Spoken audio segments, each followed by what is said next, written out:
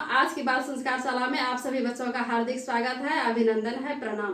परम पिता परमात्मा का ध्यान करते हुए बोले, उस प्राण स्वरूप दुख नाशक सुख स्वरूप श्रेष्ठ तेजस्वी पाप नाशक देव स्वरूप परमात्मा को हम अपनी अंतरात्मा में धारण करें। वह परमात्मा हमारी बुद्धि को सच्चे मार्ग की ओर प्रेरित करे।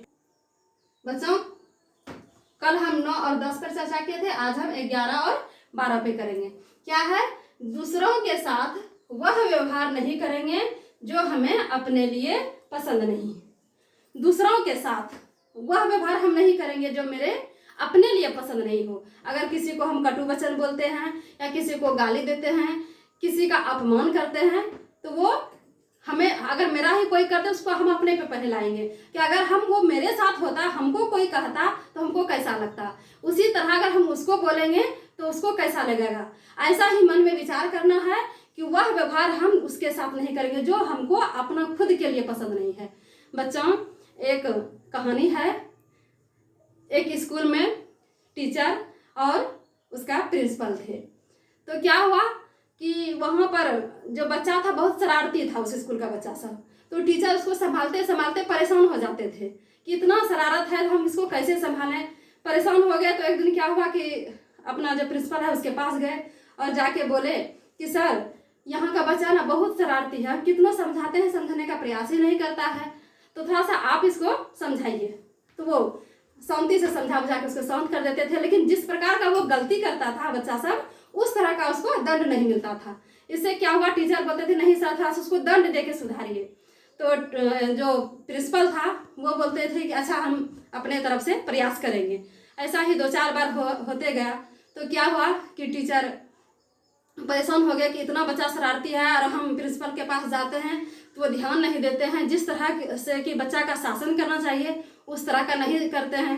तो एक दिन फिर बोले सर, आप ध्यान नहीं देते हैं, इससे क्या होगा कि बच्चा बिगड़ते जाएगा, वो अनुशासनहीन हो जाएगा, अनुशासन में नहीं रहेगा। तो वो थोड़ा गंभीर हुए और फिर बोले कि आप बैठिए पहले आराम से। हम उसको समझाते हैं, उसको डांटते हैं, लेकिन उतना उसका बुराई नहीं है जितना कि आप बोलते हैं। इसीलिए हम उसको ज़्यादा कड़ा शासन हम नहीं दे पाते हैं, क्योंकि मेरे साथ मजबूरी है। तो बोला आपके साथ क्या मजबूरी है उसको कड़ा शासन देने में? तो बोला कि मेरा अपना खुद का मजबूरी है। बोला आपका क्या मजबूरी है? बोला कि हमको दूसरों के साथ जो व्यवहार मेरे साथ हुआ था बचपन में, वो व्यवहार हम दूसरे बच्चे के साथ नहीं करना चाहते, क्योंकि उस समय हमको बहुत बुरा लगा था। बोला आपके जीवन में क्या हुआ था? तो बोला कि जब हम छोटे थे, मेरे पिताजी का स्वर्गवास हो गया था, हम बहुत गरीब थे। मेरी माँ बहुत परिश्रम करने के बाद घर का 2 रोटी का साधन जुटा पाती थी। किसी तरह हम स्कूल जाते थे, माँ उसका खर्च काम करके पूरा करती थी। एक दिन क्या हुआ कि मेरे पास 1 आना पैसा भी नहीं था और मेरा कपड़ा इतना गंदा था कि उसको साफ करना बहुत ज़रूरी था। लेकिन क्या हुआ कि मेरे पास था ही नहीं पैसा, तो हम साफ कैसे करते? हम उसी गंदे कपड़े में स्कूल चले गए। जब वहाँ गए तो हमको खड़ा कर दिया गया, पूरा डांट फटकार मिला। उसके बाद बोला कि तुम्हारा कपड़ा इतना गंदा है तो तुमको 8 आना जुर्माना लगेगा। उस समय रुपया तो बहुत महत्व होता था, उसमें आना 2 आना सब चलता था। तो क्या हुआ, 8 आना, उसका तो जमीन फिसल गया, एकदम लगा कि अब क्या हो जाएगा। इतना चिंता हुआ कि 8 आना कहाँ से लाएंगे हम। मेरे माँ के पास तो 1 आना नहीं था, जिससे कि मेरा कपड़ा साफ नहीं हुआ, अब जुर्माना लग गया 8 आना। इस तरह वो बहुत परेशान हुआ। उसको इस बात का चिंता नहीं था कि मेरे सहपाठी के सामने मेरा बेइज्जती हुआ, उस बात का चिंता था कि मेरी माँ 8 आना कहाँ से लाएगी। ये बोलते बोलते सर जो थे उसके आंख में आंसू आ गए। प्रिंसिपल के सर जो बैठे थे वो भी चिंता में पड़ गए कि हमको यह नहीं करना चाहिए था। सर के साथ ऐसा परेशानी है, इसीलिए ना सर दुखी हो जाते हैं दूसरे बच्चों को दंड देने में।